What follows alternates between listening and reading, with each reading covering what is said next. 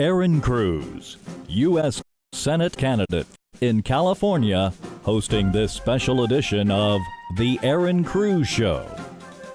Now, here's Erin Cruz.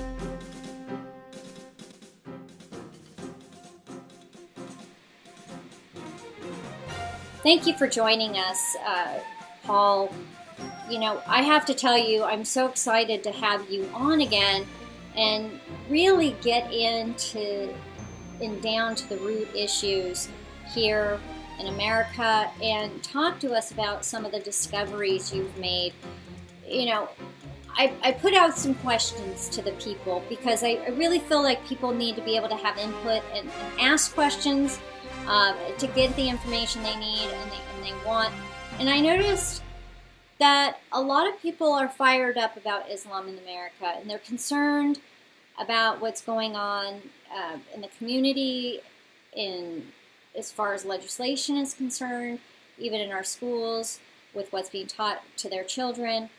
But they really don't know how to approach the issue, and we didn't get very many questions. We got more concerns than we did questions. And I want to just bring up one thing that people had asked, and really it was a statement.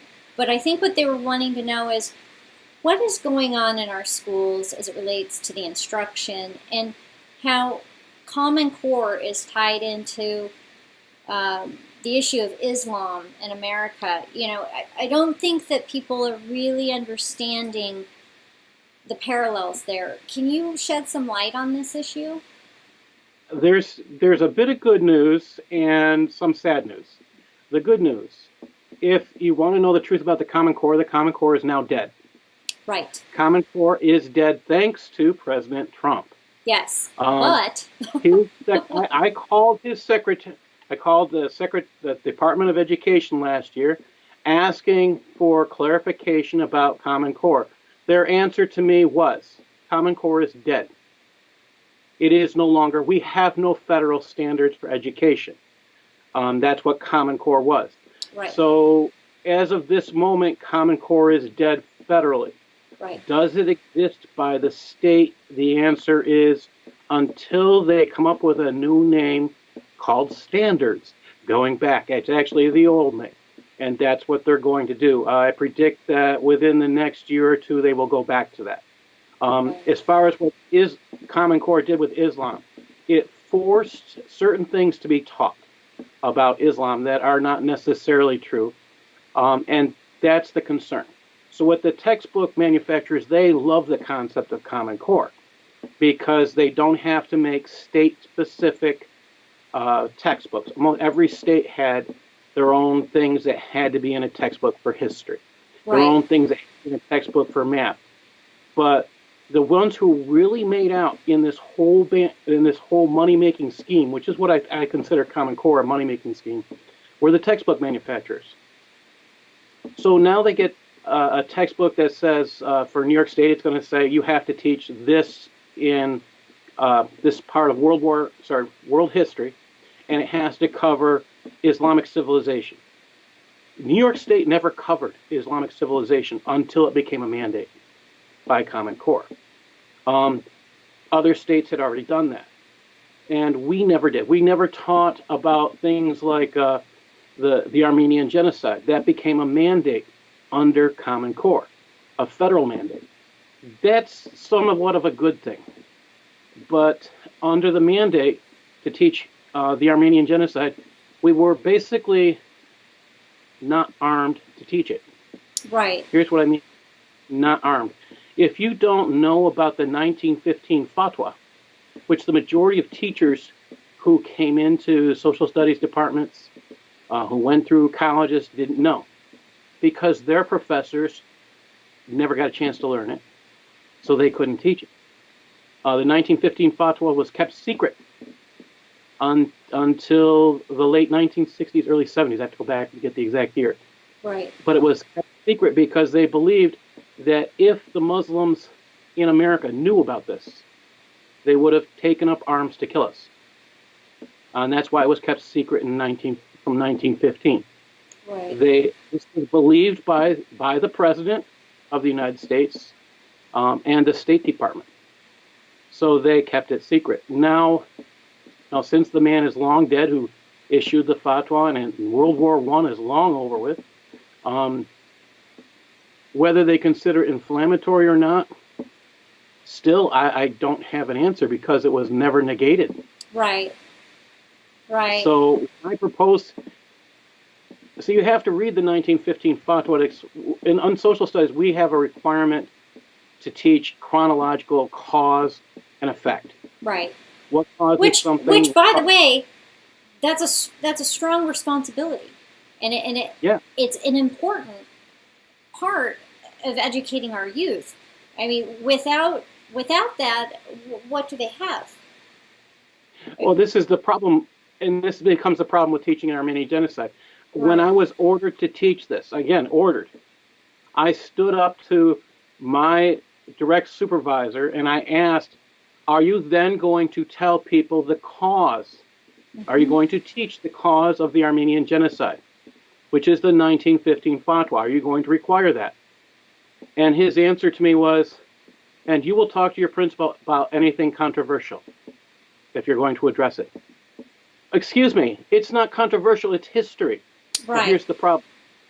Are you willing to go over a fatwa that could tell your children who are Muslim in your classroom that there was a fatwa to kill non-Muslims around the world? And it happened, and that's what caused the Armenian genocide. It led to that.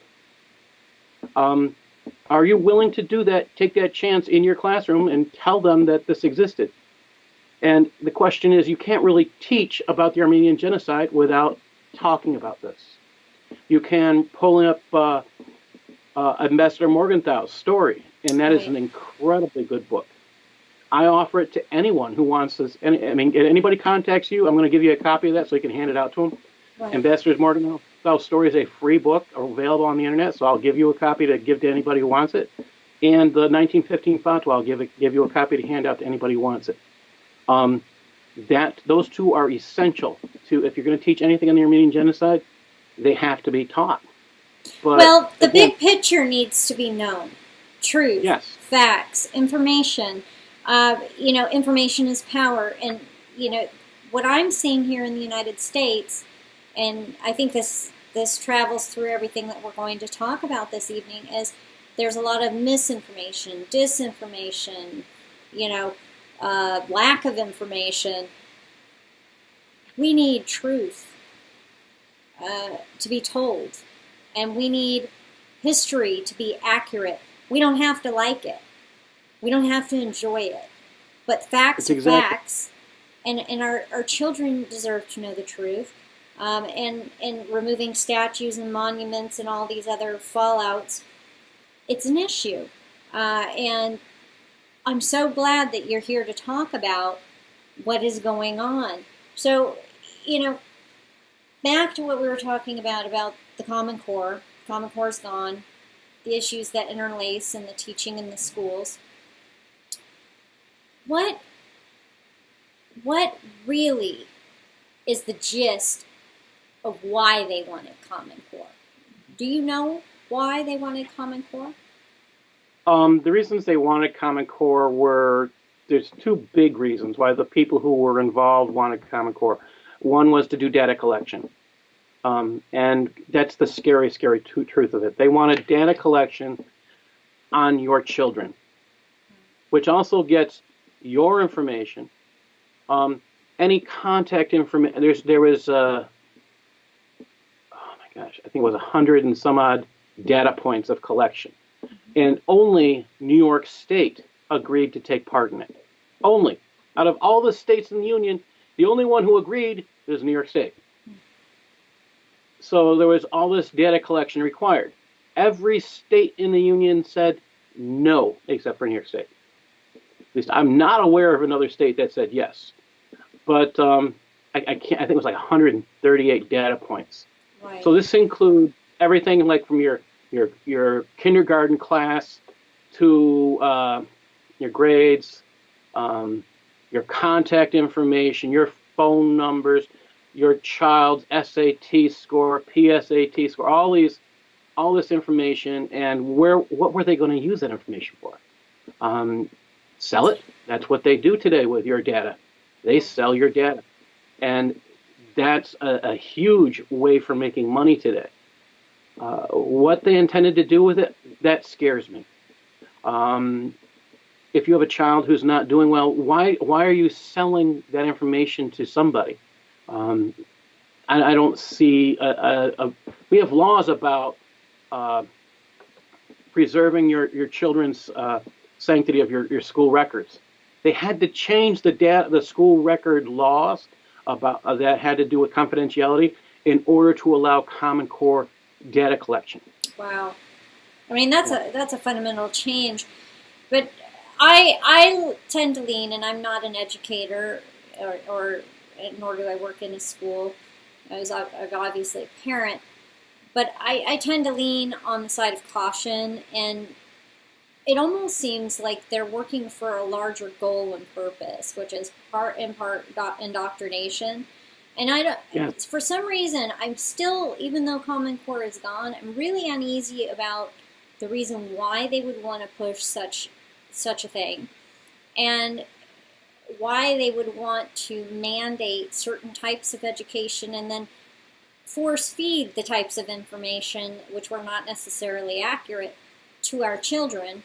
And I'm not necessarily convinced, even though Common Core is gone, that all of it is gone. Some of the same people are in place. Some of the same people are working in positions and influencing textbooks or materials. And do you get what I'm talking about? Yeah. Just because the policy is not there doesn't mean.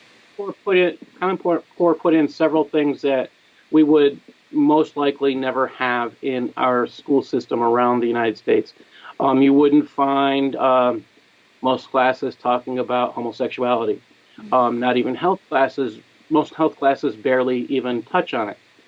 There are rooms within the place within the Common Core concepts to expand, is my best way to put it, and to look at alternative lifestyle type things. There's room in there to do that, and there was no room for that kind of thing previously.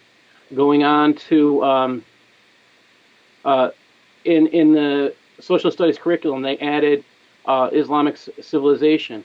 They have greatly, it's not just through Common Core, but it's through past state testing and things like that. They have greatly pushed the liberal agenda, and I say that through all forms of social studies, like U.S. history, world history, all the way down to going down to elementary school, what they teach and how they teach. Right. Part of it is how they teach it too, right? I mean, it's a methodology, and well, there was really bad methodology in teaching Common Core methods. When they taught us, this happened here in the Rochester area. They originally came in one of the first school districts in my area to take Common Core training was this Webster. And they sent kids to teach us. What I mean by kids, these are basically wet-nosed kids from college teaching us who have 10, 20 years worth of working in education, telling us how we should teach.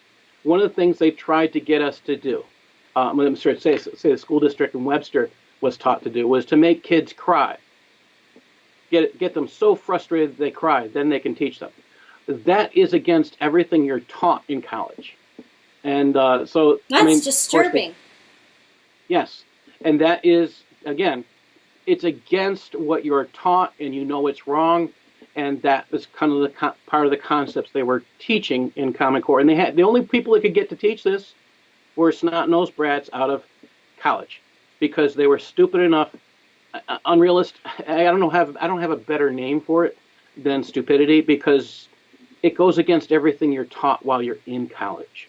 Well, it goes against everything that you're taught when in life as being a parent and nurturing. And I know that schools and teachers and educators aren't parents, but these are children who are being shaped and molded. And, yes. You don't purposefully hurt them. life is going to impact them enough. There are certain ramifications through human interaction that bring them to vulnerable states. We don't need educators bringing them into vulnerable states in order to give them a teachable moment. So, I think logic, it really kind of brings me to the point where I question how it is that these individuals somehow got to the space that they thought that this was logically something that they could teach or impart or teach to you to teach to others. I mean, that's why they hired children to teach us, because they've never had children. Now that's an interesting perspective right there. That's a really interesting perspective right there. I'm glad that Common Core is gone, but again, the people are not gone. The agendists are not gone. They obviously are still really working towards indoctrinating our youth, and they are really fighting to erase history or at least blur it or manipulate it. You have something really, really important to share with us tonight. You touched on it when you came on the Erin Cruz Show previously, and I wanted to give it the time it deserves because I really see it as important. You made a discovery, and I would like for you to share with people about what project you're working on right now. I discovered I started out. I went to a seminar sponsored by the College Board on advanced placement for world history class. Great seminar. I got a certificate for 32 professional development hours going to this thing, and they handed me 2 textbooks for advanced placement. Now these are classes that your best and brightest kids take. Mm-hmm. So they should be challenged, and they should be given a lot of information, and it should be accurate. These are very close to college-level textbooks. They don't read like your high school textbook. They don't read as easy. They are pretty much college-level textbooks. But there are serious problems with this textbook that I'm going to share about. I'm looking at 2 textbooks, and they both have one of the same problems. I always look to see if this textbook addresses this one word, and if they do, how do they address it? And the one word I look for is dhimmi, because if they talk about dhimmis, I want to know if they're telling the truth. Now, for our listeners, what does that mean? A dhimmi is a person who is a non-Muslim, basically who is allowed to live because they paid something called a jizya. They paid a tax to be allowed to live another year. Now, the Muslims' definition for dhimmi allows them to call them a protected people, which is a lie, because they don't protect the people. They actually beat you on the back of the neck when they take your tax money to be allowed to live. If you didn't make that payment, they were allowed to take your children. They were allowed to take you. You could become a sex slave or a slave. Anything could happen. They could kill you. Because you're not a Muslim. Yes. So dhimmis were people who were allowed to live within the Islamic Islamic conquered area or nation. There are still people who are considered dhimmis in Islamic countries today. You can see that in Saudi Arabia and other places. So when I look at the textbook and I see the definition as protected people, I know there's something wrong with the textbook. In both textbooks I was handed, they had the definition protected people. But this one textbook, I'm looking at it, and I see things like King David and King Solomon of Palestine. What? Excuse me? Can you repeat Palestine that? Not King David and King Solomon of Palestine. Palestine. Like the whole section's on Palestine, and they're referring and they're talking about King David and King Solomon. I'm like, well, Palestine didn't even exist back then. What's the purpose of using the term Palestine? Now, my belief and the reasoning for the purpose is that they want to change the student mentality so they become accepting of terrorism. to accept the Palestinian Liberation Organization, to accept Hamas as okay movements. Now, this whole textbook. Now, this is this is indoctrination in terms of the viewpoints, because how they're viewing it, and kind of I'm thinking out loud here, is the person who's viewing it as the current Palestine. But rather than muddle anything, they just kind of throw it in there as King David, King Solomon, Palestine. Rather than saying what is now currently viewed as political. I mean, they don't even go into that. They just say, referring historically to that place as Palestine.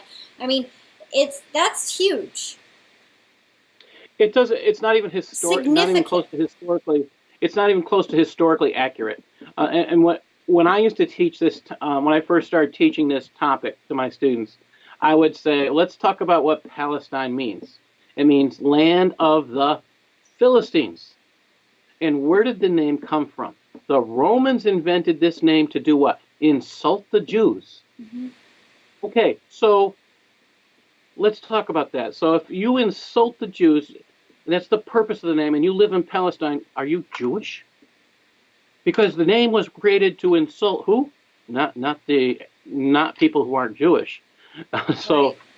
And the funny thing today that I have to say when I talk about this topic is, do you know that the people who live there can't say Palestine? They have no P sound. They have a F sound. And they're closer to saying Palestine or Palestine. You know, and I think about how that would spell. Is that F-A-L-L-U-S? Or if it's spelled like that, we're talking about a different item altogether than Palestine. Right. So right. But it's a concern, and like you're saying, it's very historically inaccurate, and this is a history book. So this book has actually won awards as being one of the best textbooks created. And I got a hold of it in its 20th year, in its 6th edition, and it's just mind-numbing, and it's scary because they say this about the Jews. They separate the Jews. They say there's a difference between Hebrews. They say there's a difference between Hebrews, Jews, and Israelites. Now, what's the purpose of that? They say things like... What are they trying to accomplish? They're trying to divide the Jewish people, destroy the Jewish people. It's very anti-Semitic. And then I have a rabbi working on that section, and I just got a new rabbi to work on that, and I'm very, very excited.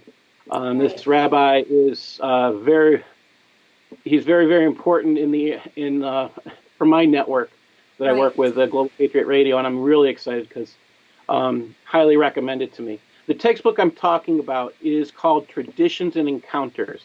The authors' names are Bentley, Ziegler, Street Salter, and one other. I don't have his name right here, but I want to let you understand, if you find this textbook in your schools, tell someone that it's bad and you don't want your children using it. Right, and it goes further than that. I mean, the very basics of referring to Palestine, it goes even further. You gave me some information, some things that you're working on, and I had the opportunity to take a look at it, and there were some areas which really concerned me that I wanted to bring up real quick. But let me take a look here. If you don't mind. I think that there was an interesting area that talked about Paul. Okay, and really how I viewed it is that they're working towards a perversion of Christianity and what Christians believe.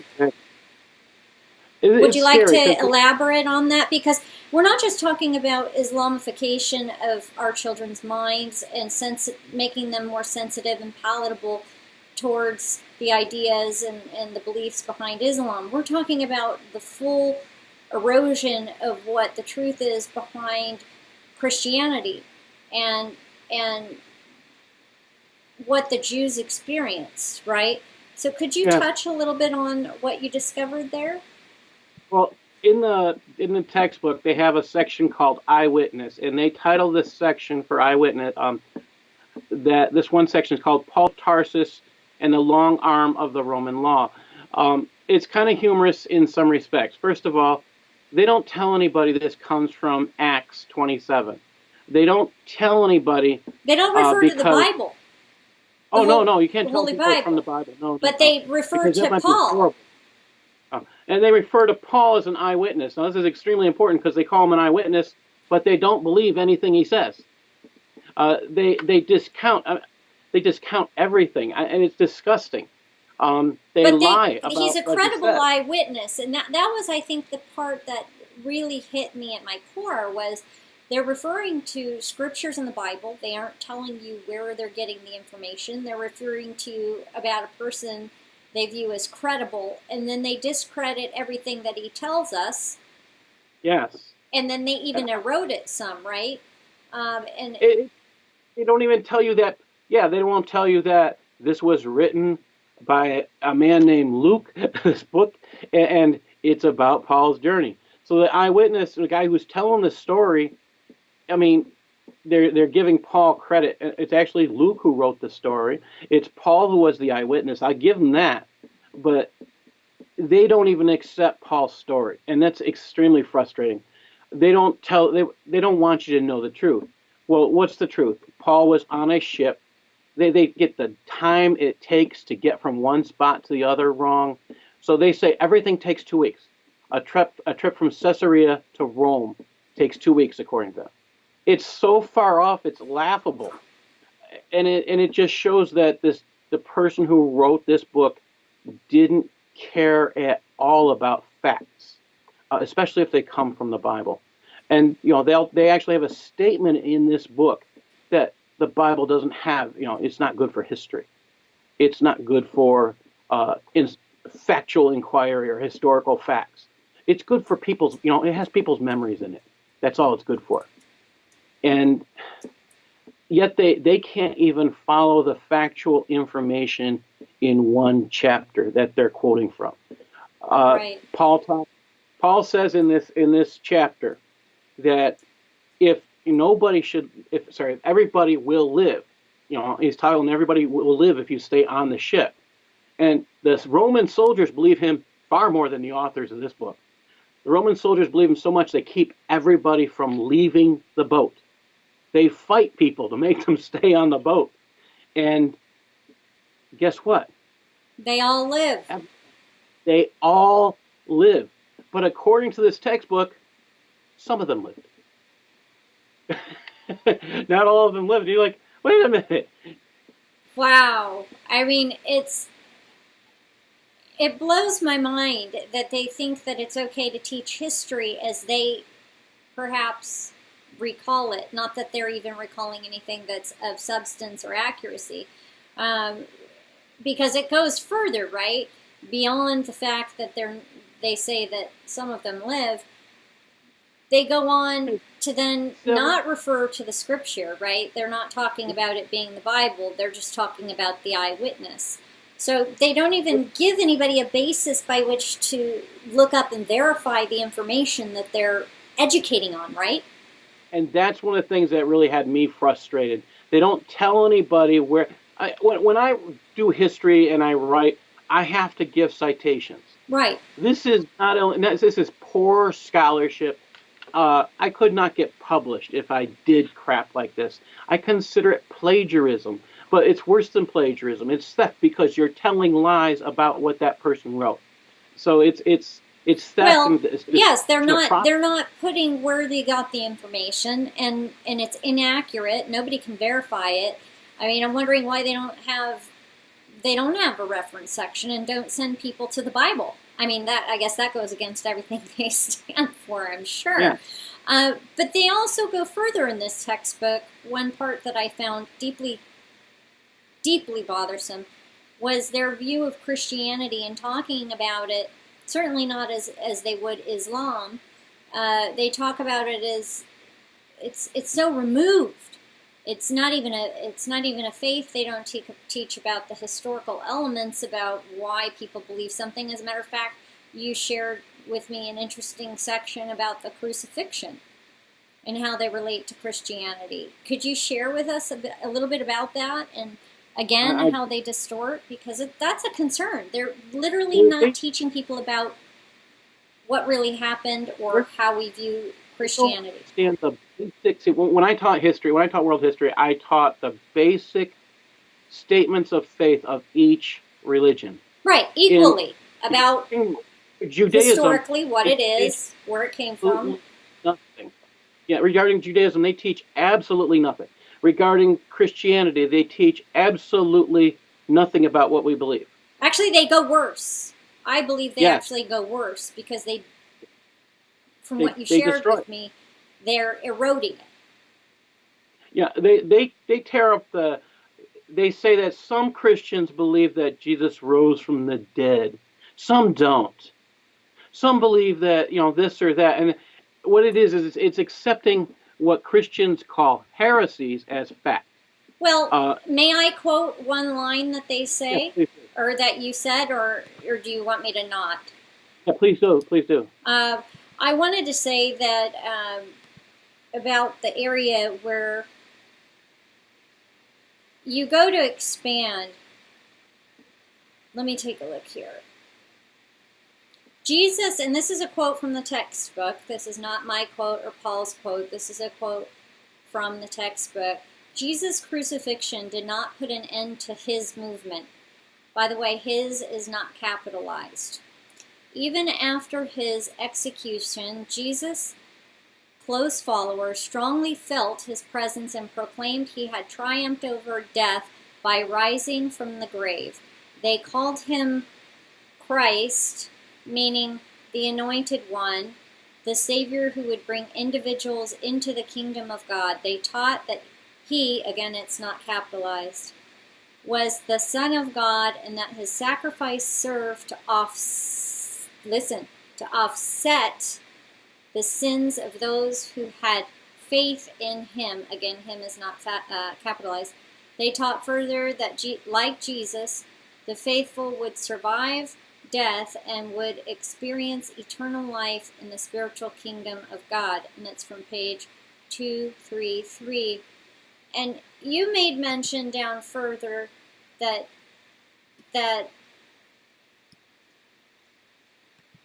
and I'll quote you, and this is not a firm quote because you're still working on this work, and so this could change, but this is currently what you gave me. There's also an error in the communication of what Christians believe, and it's claimed that, quote, his sacrifice served to offset the sins of those who had faith in him, end quote. The term offset does not come close to the Christian doctrine of salvation. The term offset implies that something is diminished. This would mean that the sacrifice of Jesus only diminished the sins or the weight of sin committed. Misinformation in this textbook allows too much error to be taught on this topic. And you hit an important point there. It's not accurate. The whole thing, the way they treat if Christ be not raised, our faith is in vain. That is the thing that they try to destroy first. And then the concept of the forgiveness of sins, they want to destroy it. They don't even teach the actual belief systems. Yes. They're destroying what is Christianity, destroying it before the child actually knows what Christians believe. And that is unprofessional. It is extremely unprofessional. If I was to use this textbook and teach from it, I could get fired. I honestly believe that in New York State. I could probably get fired because I would be teaching bias from a biased point of view. It's highly, highly, highly unprofessional and unethical. Anybody using this textbook, I think, places themselves at risk of being fired.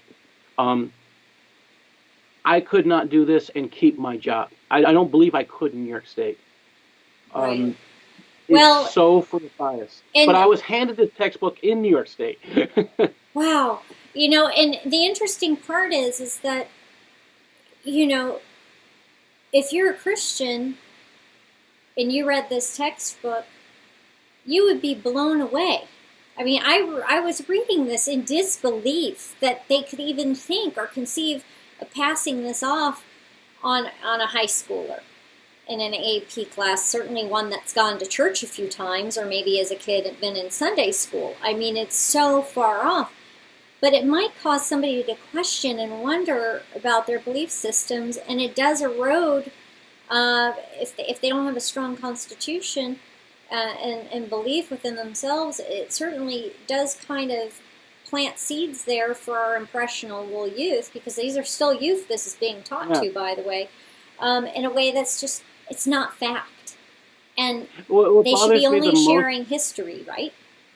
Well, we should be sharing what the major faith groups believe, or faith structures, religions. I like the term faith structure.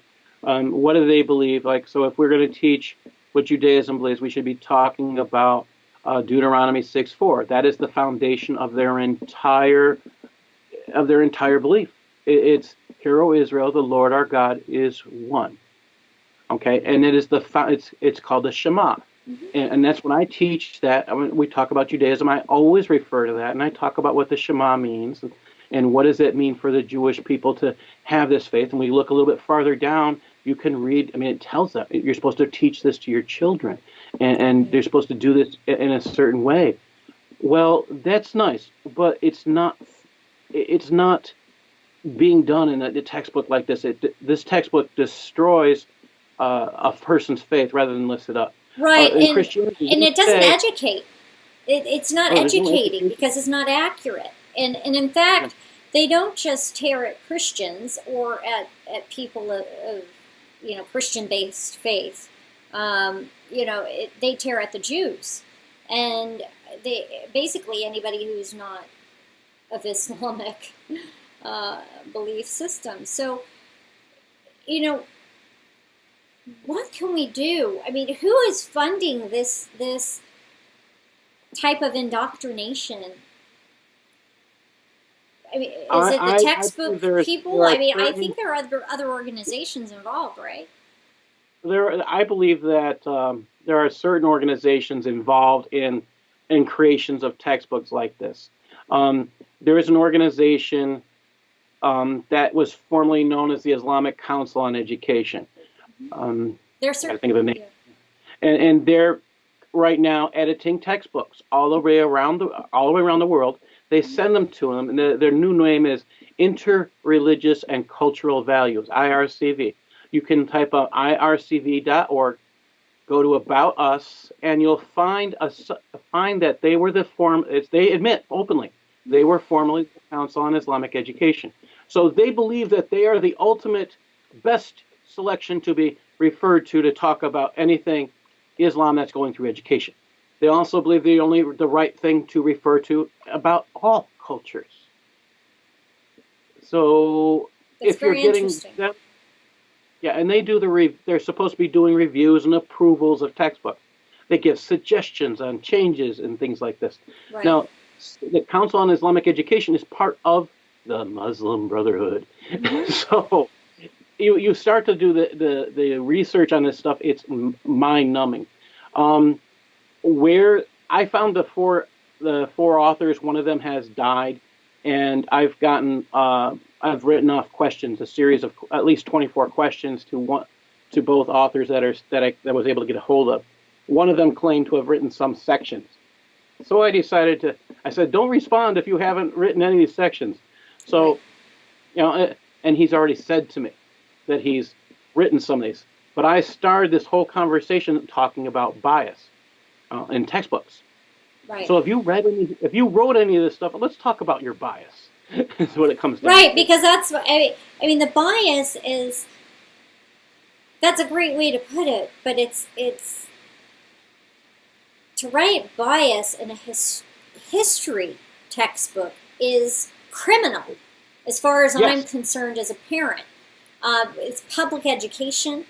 It's paid for with tax dollars, be it federal or state, and that is a concern because as a parent, facts are facts are facts are facts. Teach them about all faiths or belief systems or what have you. Now you're coming to one of my solutions to this problem. Historically.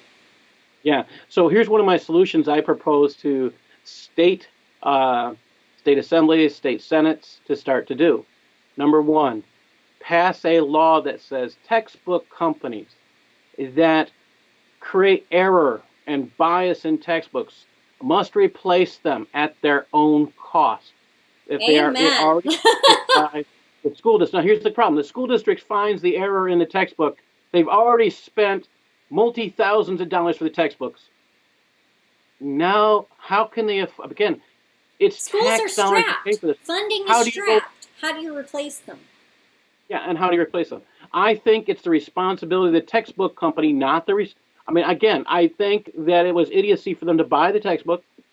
I'm not denying that it was idiocy. I think the problem, again, is the textbook company knows there's error in them. There's bias in this textbook. There's no way you can read this textbook without seeing it. I mean, especially being a historian. I mean, I'm not a historian, but reading it as a Christian, I mean, yeah. I have family who are Jewish. I have a necklace right here. It has the Star of David and a cross in the middle, both sides of the spectrum, okay? And I have all sorts of alarms going off when I was reading this piece. It's a concern. The piece that really got me angry, I read to my pastor, just wanted to see what it would say. And it talks about how there was no intelligent people in Christianity until the 4th century. And I read this piece to my pastor, and he's like, what? Where did that come from? I said, it's in a textbook for our best and brightest. He was angry. It could have come from the Quran. Wait, we should say the 4th century. I think that, they're not giving any reference points. They're not telling you where they got the information about some of these other individuals. Where are they getting these pie-in-the-sky ideas? It could be something that they pulled from another doctrine somewhere. You don't know, and that's the problem. We don't know. And I'm glad to hear that you're encouraging people to spur their legislators to hold textbook companies accountable. I think you could go one step further and push it. The publishing companies have a certain level of responsibility with the editors and other individuals, who sift through this. There might be individuals on that level who are not playing a role unless they're built within the textbook organization. And this goes another step further, because this textbook I'm talking about promotes Islam and makes it, quote, pretty. They don't tell you the actual facts. And this is where it gets scary. So now you know where the prejudicial point of views come from. This is a pro-jihadi textbook. Yeah, it is. It's not just pro-Islam, it's pro-jihadi. By the way, one of the people on my team is a Meccan Muslim. He considers this a jihadist textbook. Really? That's what he calls it.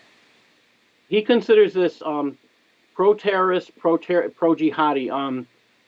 He's very, very concerned with how certain passages promote an Al-Qaeda type of point of view.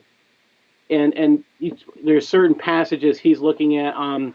I unfortunately, because I'm still editing his piece, I don't want to go through all of it. One of the pieces, just talk about what you want to talk about. It's just mind-numbing. One of the things he says is the aspect of Islam shown in this textbook is the colonialist Islam that is no different than that which ISIS and Al-Qaeda have worked towards. It's no different than that which the Muslim Brotherhood and the leaders of Shiite Iran desire. This display of bias is the greatest danger to the world and to Muslims who do not believe in this aspect of Islam. In order for the textbook to reach this goal, it includes lies and shameful facts, and hid shameful facts in the history of this Islamic colonial empire, such as hiding the truth about the life of dhimmi under colonial Islamic rule. So, here's the thing. If you want to learn about dhimmis, there's a great book out there by Bat Yeor called Dhimmitude. It is an outstanding textbook. Bat Yeor is one of the most incredible women scholars that I can recommend to anybody to read. I personally love the book, and I learned more than I ever expected to reading it. So I don't think you can teach anything about the Islamic Empire when you don't teach about dhimmitude. Right, and I think that that's an important thing that you're mentioning right there. They're not talking about all of Islam. They're not talking about the truth about any of the faiths. They're powder puffing Islam and making it palatable while encouraging, aspects which should never be encouraged in a way that's inappropriate, and downplaying and insulting the Jews and Christians. It's just, that's outrageous. And so, okay, well, what I think we should do, because we're coming towards the end of the show, and I think that people really need to find out, obviously we're going to look forward to your work once you've come to the place of publishing and getting out the rest of the information, but I want people to be able to know where they can get your book. I want you to share with people where they can learn more about your work. Well, you can find my work at Paul Sutliff, PaulSutliff.blogspot.com. That's where, and I have my books for sale off that site, and you can get all 3 books there. One of them you can find them on Amazon. Only one of the books is no longer available on Amazon because somebody decided to sell it for $490 some odd so, wow. to keep me from selling it. So I'm just offering it on my site. Right. Then you can follow my bio is on a site called paulsutliff.com, and that's where I put myself up for a public speaker. You can book me there. Right now, I recommend people, if you want to follow me on Twitter or on Facebook, I'm Deplorable P. Sutliff on Twitter. Facebook, LinkedIn. You are deplorable, aren't you? I'm having fun. I think one of the things I keep saying is I try to talk about things that I can prove.